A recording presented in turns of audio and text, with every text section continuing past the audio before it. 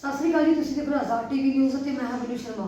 ਅੱਜ ਅਸੀਂ ਵਿਕਰਮ ਚੋਪੜਾ ਜੀ ਕੋਲ ਪਹੁੰਚੇ ਹਾਂ, ਜੋ ਜਿਹੜੇ ਚੰਡੀਗੜ੍ਹ 'ਚ ਪ੍ਰਾਪਰਟੀ ਦਾ ਮੁੱਦਾ ਚੱਲ ਰਿਹਾ, ਉਹ ਲੋਕਾਂ ਦੇ ਹੱਕਾਂ ਵਾਸਤੇ ਅੱਗੇ ਆਏ ਨੇ। ਖਾਸ ਮੌਕੇ ਦੀ ਗੱਲਬਾਤ ਕਰਦੇ ਤੇ ਜਾਣਦੇ ਇਸ ਬਾਰੇ ਉਹਨਾਂ ਦੇ ਕੀ ਵਿਚਾਰ ਨੇ। ਤੁਹਾਡਾ ਬਹੁਤ ਬਹੁਤ ਸਵਾਗਤ ਹੈ।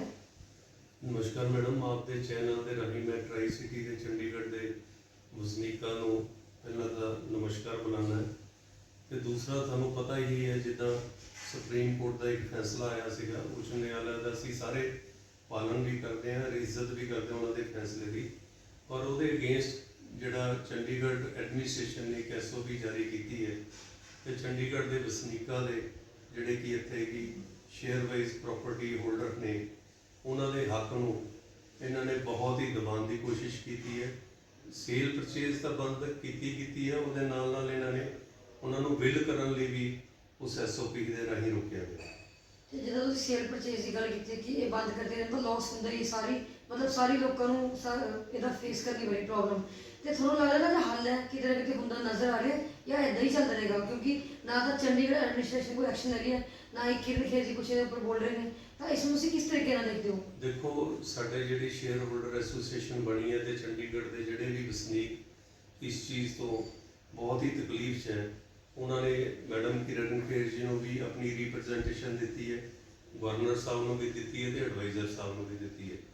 ਤੇ ਅਸੀਂ ਹਮੇਸ਼ਾ ਹੀ ਜਿਸ ਵੀ ਕੋਈ ਐਜੀਟੇਸ਼ਨ ਕਰੀਏ ਜਾਂ ਕੋਈ ਰਿਪਰੈਜ਼ੈਂਟੇਸ਼ਨ ਦਿੱਤੀ ਹੈ ਤੇ ਅਸੀਂ ਇਹੀ ਉਹਨਾਂ ਨੂੰ ਬੇਨਤੀ ਕਰਾਂਗੇ ਕਿ ਸਦਨ ਦੇ ਵਿੱਚ ਸਾਡੀ ਆਵਾਜ਼ ਨੂੰ ਲੈ ਕੇ ਜਾਣ, ਕਿਉਂਕਿ ਉਹ ਸਾਨੂੰ ਰਿਪਰੈਜ਼ੈਂਟ ਕਰਦੇ ਨੇ ਚੰਡੀਗੜ੍ਹ MP ਹੋਣ ਦੇ ਨਾਤੇ।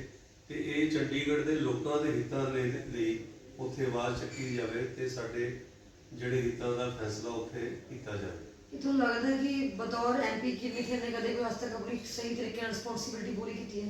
ਕਿਉਂਕਿ ਲੋਕਾਂ ਦੇ ਹਿੱਤਾਂ ਦੀ ਗੱਲ ਹੋ ਰਹੀ ਹੈ ਇੱਥੇ, ਲੋਕਾਂ ਦੇ ਹਿੱਤਾਂ ਵਾਸਤੇ ਉਹ ਕਦੇ ਅੱਗੇ ਆਉਂਦੇ ਨਜ਼ਰ ਨਹੀਂ ਆਏ। ਹਮੇਸ਼ਾ ਕੁਛ ਨਾ ਕੁਛ ਐਕਟੀਵਿਟੀਜ਼ ਆ ਜਾਂਦੀਆਂ ਨੇ, ਐਕਟੀਵਿਟੀਜ਼ ਸ਼ਾਮਲ ਹੋਣਾ ਚਾਹੁੰਦੇ ਨੇ। ਜਿੱਥੇ ਲੋਕਾਂ ਦੀਆਂ ਸਮੱਸਿਆਵਾਂ ਦੀ ਗੱਲ ਹੁੰਦੀ ਹੈ ਉੱਥੇ ਕਿੱਥੇ ਉਹ ਦੂਰ ਹੋ ਜਾਂਦੇ ਨੇ, ਮਤਲਬ ਕਿੱਥੇ ਚਲੇ ਜਾਂਦੇ ਨੇ, ਕਿਉਂ ਨਹੀਂ ਨਜ਼ਰ ਆਉਂਦੇ? ਮੈਡਮ, ਇਹਦਾ ਤਾਂ ਮੈਂ ਜਵਾਬ ਇਹੀ ਦੇਣਾ ਚਾਹਾਂਗਾ, ਜੇ ਇਹਨਾਂ ਦੀ ਇੱਦਾਂ ਦੀ ਵਰਕਿੰਗ ਰਹੇਗੀ ਤਾਂ ਫਿਰ ਲੋਕ ਜਿਹੜੇ ਅੱਜ ਬਹੁਤ ਹੀ ਦੁਖੀ ਹੈ ਇਸ ਚੀਜ਼ ਤੋਂ, ਉਹ ਫਿਰ ਆਉਣ ਵਾਲੇ ਇਲੈਕਸ਼ਨਾਂ 'ਚ ਕਿਸੇ ਵੀ ਪੋਲੀਟੀਕਲ ਪਾਰਟੀ ਨੂੰ, ਚਾਹੇ ਉਹ BJP ਦੀ ਹੈ ਜਾਂ ਪਹਿਲਾਂ ਹੋਰ ਵੀ ਕੋਈ ਪਾਰਟੀਆਂ ਰਹੀਆਂ, ਤਾਂ ਉਹ ਫਿਰ ਆਪਣਾ ਜਵਾਬ ਆਪਣੇ ਵੋਟਾਂ ਦੇ ਰਾਹੀਂ ਦੇਣਗੇ। ਬਟ ਅਸੀਂ ਫਿਰ ਵੀ ਚਾਹਾਂਗੇ ਕਿ ਹੁਣ ਜਿੱਦਾਂ ਇਲੈਕਸ਼ਨਾਂ ਆਉਣ ਵਾਲੀਆਂ ਤੇ ਲੋਕਾਂ ਦਾ ਹਿੱਤ ਰੱਖਦੇ ਹੋਏ ਇਹ ਰਜਿਸਟਰੀਆਂ ਖੋਲੀਆਂ ਜਾਣ, ਕਿਉਂਕਿ ਇਹਦੇ ਨਾਲ ਇਕੱਲਾ ਲੋਕਾਂ ਦਾ ਤਾਂ ਨੁਕਸਾਨ ਹੈ ਹੀ ਹੈ। ਲੋਕਾਂ ਦੇ ਹਿੱਤਾਂ ਵਾਸਤੇ ਉਹ ਕਦੇ ਅੱਗੇ ਆਉਂਦੇ ਨਜ਼ਰ ਨਹੀਂ ਆਏ।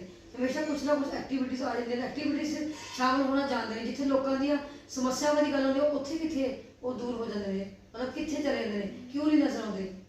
ਮੈਡਮ, ਇਹਦਾ ਤਾਂ ਮੈਂ ਜਵਾਬ ਇਹੀ ਦੇਣਾ ਚਾਹਾਂਗਾ, ਜੇ ਇਹਨਾਂ ਦੀ ਇੱਦਾਂ ਦੀ ਵਰਕਿੰਗ ਰਹੇਗੀ ਤਾਂ ਫਿਰ ਲੋਕ ਜਿਹੜੇ ਅੱਜ ਬਹੁਤ ਹੀ ਦੁਖੀ ਹੈ ਇਸ ਚੀਜ਼ ਤੋਂ, ਉਹ ਫਿਰ ਆਉਣ ਵਾਲੇ ਇਲੈਕਸ਼ਨਾਂ 'ਚ ਕਿਸੇ ਵੀ ਪੋਲੀਟੀਕਲ ਪਾਰਟੀ ਨੂੰ, ਚਾਹੇ ਉਹ BJP ਦੀ ਹੈ ਜਾਂ ਪਹਿਲਾਂ ਹੋਰ ਵੀ ਕੋਈ ਪਾਰਟੀਆਂ ਰਹੀਆਂ, ਤਾਂ ਉਹ ਫਿਰ ਆਪਣਾ ਜਵਾਬ ਆਪਣੇ ਵੋਟਾਂ ਦੇ ਰਾਹੀਂ ਦੇਣਗੇ।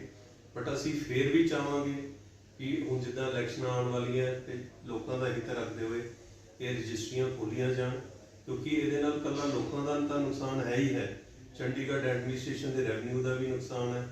ਇੰਨੇ ਬੈਂਕ ਜਿਹੜੇ ਕਿ ਇਹਨਾਂ ਨੂੰ ਫਾਈਨਾਂਸ ਕਰਦੇ ਸੀਗੇ ਪ੍ਰਾਪਰਟੀ ਦੇ ਅਗੇਂਸਟ, ਉਹ ਬੈਂਕ ਵੀ ਅੱਜ ਫਾਈਨਾਂਸ ਨਹੀਂ ਕਰ ਪਾ ਰਹੇ।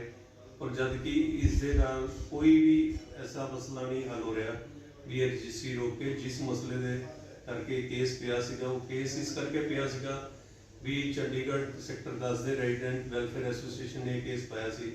ਉਹਨਾਂ ਨੇ ਕਿਹਾ ਸੀਗਾ ਵੀ ਇੱਥੇ ਬਹੁਤ ਹੀ ਜ਼ਿਆਦਾ ਰਸ਼ ਹੋ ਗਿਆ ਵੀ ਇਹ ਜਿਹੜੇ ਸ਼ੇਅਰ ਵਾਈਜ਼ ਪ੍ਰਾਪਰਟੀ ਵਿਕ ਰਹੀ ਹੈ ਇਹਦੇ ਕਰਕੇ, ਜਾਂ ਫਲੋਰ ਵਾਈਜ਼ ਜਿਹੜੀ ਉਹਨਾਂ ਨੇ ਗੱਲ ਆਖੀ ਸੀਗੀ।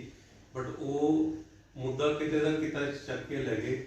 ਤੇ ਮੈਂ ਫਿਰ ਇੱਕ ਵਾਰੀ ਚੰਡੀਗੜ੍ਹ ਦੇ ਗਵਰਨਰ ਸਾਹਿਬ ਔਰ ਚੰਡੀਗੜ੍ਹ ਐਡਮਿਨਿਸਟ੍ਰੇਸ਼ਨ ਦੇ ਐਡਵਾਈਜ਼ਰ ਸਾਹਿਬ DC ਸਾਹਿਬ ਤੇ ਕਿਰਨ ਖੇਰ ਮੈਡਮ ਨੂੰ ਵੀ ਮੈਂ ਬੇਨਤੀ ਕਰਾਂਗਾ ਜਨਤਾ ਵੱਲੋਂ ਵੀ ਜਲਦੀ ਤੋਂ ਜਲਦੀ ਇਹ ਮੁੱਦਾ ਸੋਲਵ ਕਰਨ, ਜਿਹੜਾ ਕਿ ਇੱਕ ਸਾਡਾ ਫੰਡਾਮੈਂਟਲ ਰਾਈਟ ਹੈ, ਔਰ ਸਾਨੂੰ ਇਹ ਅਧਿਕਾਰ ਜਲਦੀ ਤੋਂ ਜਲਦੀ ਦਿੱਤਾ ਜਾਵੇ ਤਾਂ ਕਿ ਉਹਨਾਂ ਦਾ ਵੀ ਲਾਸ ਨਾ ਹੋਵੇ ਔਰ ਚੰਡੀਗੜ੍ਹ ਦੀ ਜਨਤਾ ਦਾ ਵੀ ਲਾਸ ਨਾ ਹੋਵੇ। ਵਿਕਰਮ ਜੀ, ਨਾ ਸਿਰਫ ਇਹ ਲੋਕਾਂ ਦੇ ਹਿੱਤਾਂ ਦੀ ਗੱਲ ਹੋ ਰਹੀ ਹੈ, ਨਾ ਹੀ ਸਿਰਫ ਪ੍ਰਾਪਰਟੀ ਦਾ ਮੁੱਦਾ, ਕੋਈ ਵੀ ਮੁੱਦਾ ਹੈ, ਲੱਗਦਾ ਕਿ ਉਹ ਆਪਣੇ ਲੋਕਾਂ ਦੀ ਉਮੀਦਾਂ ਦੇ ਖਰੇ ਉੱਤਰ ਪਾਉਣਗੇ। ਕਿਉਂਕਿ ਕਿਰਨ ਖੇਰ ਅਕਸਰ ਆਪਾਂ ਜਿੱਦਾਂ ਪਹਿਲਾਂ ਵੀ ਗੱਲ ਕੀਤੀ ਹੈ, ਉਹ ਜ਼ਿੰਮੇਵਾਰੀ ਤੋਂ ਦੂਰੀ ਭੱਜਦੇ ਨਜ਼ਰ ਆਏ ਨੇ, ਕਦੇ ਵੀ ਅੱਜ ਤੱਕ ਕੋਈ ਪ੍ਰੋਪਰ ਤਰੀਕੇ ਨਾਲ ਕੰਮ ਨਹੀਂ ਕਰਿਆ। ਇਸ ਤਰ੍ਹਾਂ ਲੋਕਾਂ ਨੂੰ ਲੱਗਦਾ ਕਿਤੇ ਨਾ ਕਿਤੇ ਕਿਸੇ ਵੀ ਰਾਜਨੀਤਿਕ ਪਾਰਟੀ ਤੋਂ ਜਿਹੜਾ ਲੋਕਾਂ ਦਾ ਭਰੋਸਾ ਉੱਠ ਚੁੱਕਿਆ ਹੈ, ਹੁਣ ਉਹਨਾਂ ਨੂੰ ਕਿਸੇ ਤੇ ਵੀ ਯਕੀਨ ਨਹੀਂ ਹੈ, ਕਿਉਂਕਿ ਲੋਕਾਂ ਦੇ ਅਕਸਰ ਜਿਹੜੇ ਪੋਲੀਟੀਕਲ ਲੀਡਰਸ ਨੇ ਉਹ ਵੋਟਾਂ ਦੌਰਾਨ ਵਾਅਦੇ ਕਰਦੇ ਸੀ, ਇਹ ਕਰ ਦਾਂਗੇ ਉਹ ਕਰ ਦਾਂਗੇ, ਪਰ ਜਦੋਂ ਵੋਟਾਂ ਖਤਮ ਹੁੰਦੀਆਂ ਨੇ ਤੂੰ ਕੌਣ ਤੇ ਮੈਂ ਕੌਣ, ਇਸ ਬਾਰੇ ਕੀ ਕਹਿਣਾ ਚਾਹੋਗੇ? ਦੇਖੋ ਐਮਪੀ ਮੈਡਮ ਨੇ ਜਦੋਂ ਲਾਸਟ ਟਾਈਮ VOTING ਵੇਲੇ ਆਏ ਸੀ, ਚੰਡੀਗੜ੍ਹ ਦੀ ਜਨਤਾ ਨੇ ਉਹਨਾਂ ਨੂੰ ਪਹਿਲੀ ਵਾਰੀ ਜਿਤਾਇਆ ਤੇ ਦੂਸਰੀ ਵਾਰੀ ਮੋਦੀ ਜੀ ਇੱਥੇ ਵਾਅਦਾ ਕਰਕੇ ਗਏ ਸੀ।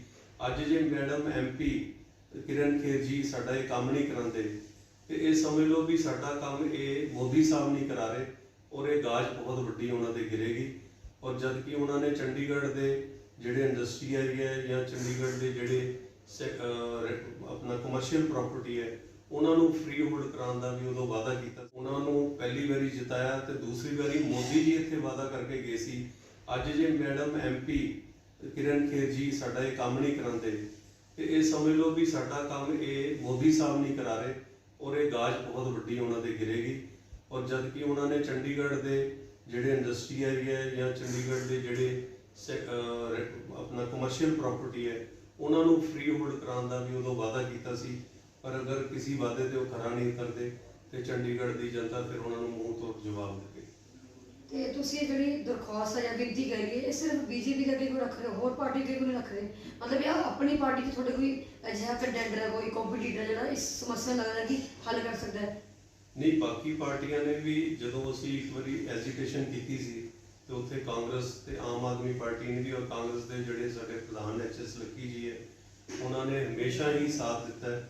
ਅਸੀਂ BJP ਦੇ ਅੱਗੇ ਇਹ ਗੱਲ ਆਪਣੀ ਡਿਮਾਂਡ ਇਸ ਕਰਕੇ ਰੱਖਦੇ ਹਾਂ ਕਿਉਂਕਿ ਇਸ ਵੇਲੇ ਸੈਂਟਰ ਦੇ ਵਿੱਚ BJP ਦੀ ਸਰਕਾਰ ਹੈ ਔਰ ਸੁਪਰੀਮ ਕੋਰਟ ਨੇ ਜਿਹੜਾ ਇਹ ਫੈਸਲਾ ਦਿੱਤਾ ਹੈ, ਉਹਨਾਂ ਨੇ ਚੰਡੀਗੜ੍ਹ ਐਡਮਿਨਿਸਟ੍ਰੇਸ਼ਨ ਨੂੰ ਇਹ ਆਖਿਆ, ਉਹਨਾਂ ਨੇ ਰੋਕਣ ਲਈ ਨਹੀਂ ਸੀ ਕਿਹਾ, ਸੇਲ ਪਰਚੇਜ਼ ਰੋਕਣ ਲਈ ਉਹਨਾਂ ਨੇ ਕਿਹਾ ਸੀਗਾ ਮਿਨਿਸਟਰੀ ਆਫ ਹੋਮ ਅਫੇਅਰਸ ਤੋਂ ਤੁਸੀਂ ਆਪਣੀ ਇਹਦੀ ਸਹਿਮਤੀ ਲਵੋ, ਜਿੱਦਾਂ ਉਹ ਤੁਹਾਨੂੰ ਗਾਈਡਲਾਈਨਸ ਦੇਣਗੇ ਤੇ ਉਦਾਂ ਤੁਸੀਂ ਫਰਦਰ ਇਹਦੇ ਤੇ ਐਕਸ਼ਨ ਲੈਣਾ। ਬਟ ਚੰਡੀਗੜ੍ਹ ਐਡਮਿਨਿਸਟ੍ਰੇਸ਼ਨ ਨੇ ਇੱਕ ਐਸੀ SOP ਜਾਰੀ ਕੀਤੀ ਹੈ ਜਿਹਦੇ ਨਾਲ ਇਹ ਸੇਲ ਪਰਚੇਜ਼ ਰੁਕ ਚੁੱਕੀ ਹੈ। ਮੈਂ ਇਸ ਕਰਕੇ ਹਮੇਸ਼ਾ ਕਿਰਨ ਖੇਰ ਜੀ ਨੂੰ ਸਾਡੀ ਜਿਹੜੀ ਐਸੋਸੀਏਸ਼ਨ ਬਣੀ ਉਹ ਇਸ ਕਰਕੇ ਕਹਿੰਦੀ ਹੈ ਕਿਉਂਕਿ ਇੱਕ ਉਹਨਾਂ ਦਾ ਕਰਤੱਵ ਹੈ ਸਾਡਾ ਕੰਮ ਕਰਨਾ। ਸਾਡੀ MP ਉਹ ਹੈ, ਉਹ ਸੈਂਟਰ ਦੇ ਵਿੱਚ BJP ਦੀ ਸਰਕਾਰ ਹੈ, ਇਸ ਕਰਕੇ ਅਸੀਂ BJP ਦੀ ਸਾਰੀ ਲੀਡਰਸ਼ਿਪ ਨੂੰ ਇਹ ਬੇਨਤੀ ਕਰਦੇ ਹਾਂ। ਤੇ ਤੁਸੀਂ ਅੰਤ ਵਿੱਚ ਲੋਕਾਂ ਦੇ ਹਿੱਤਾਂ ਵਾਸਤੇ ਸਰਕਾਰ ਨੂੰ ਕੀ ਕਹਿਣਾ ਚਾਹੋਗੇ?